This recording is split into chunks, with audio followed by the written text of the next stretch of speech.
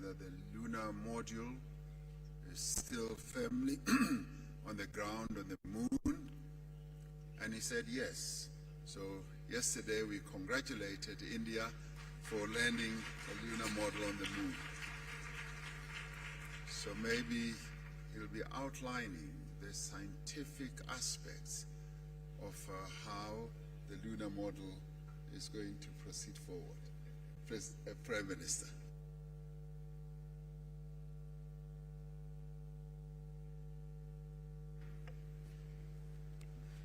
Excellencies, media के साथियों, नमस्कार।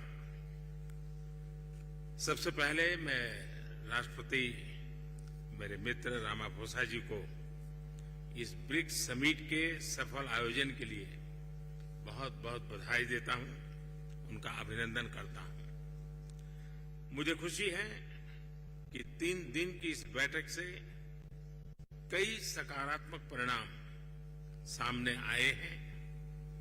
हमने ब्रिक्स की 15वीं वर्षगांठ पर इसका विस्तार करने का महत्वपूर्ण फैसला लिया है।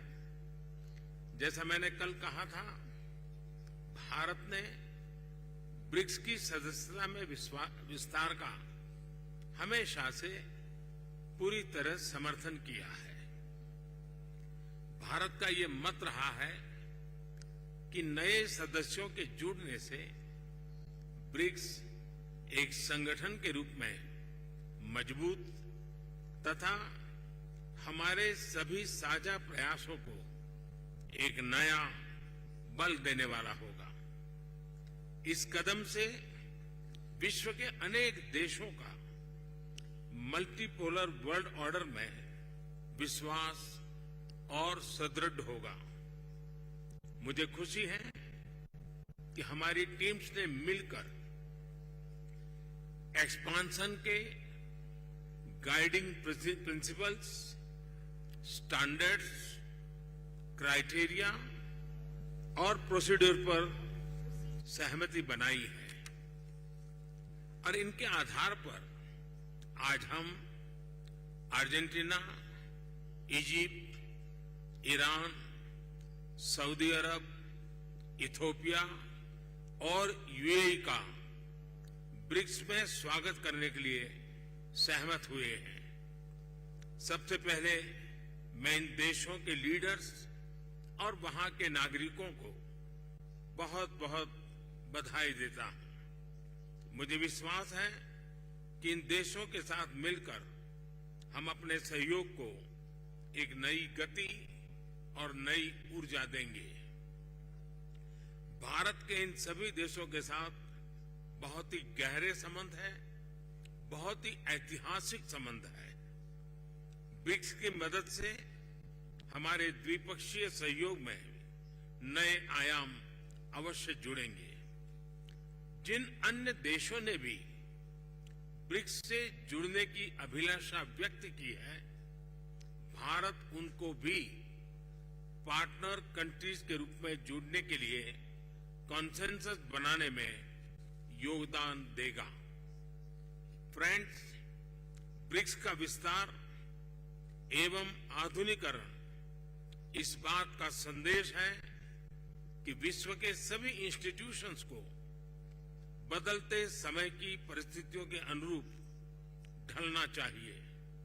ये एक ऐसी पहल है जो 20वीं सदी में स्थापित अन्य ग्लोबल इंस्टीट्यूशंस के रिफॉर्म के लिए एक मिसाल बन सकता है। फ्रेंड्स, अभी मेरे मित्र रामाफोसा जी ने भारत के मून मिशन को लेकर के ढेरों बधाइयां दी और मैं यहां कल से अनुभव कर रहा हूं, हर किसी से बधाइयां मिल रही हैं और दुनिया भर में भी इस सफलता को एक देश की सीमित सफलता के रूप में नहीं, लेकिन पूरी मानव जाति की एक महत्वपूर्ण सफलता के रूप में स्वीकार किया जा रहा है। ये हम सभी लोगों के लिए अत्यंत गर्व का विषय है और भारत के वैज्ञानिकों को पूरे विश्व की तरफ से अभिनंदन का अवसर है।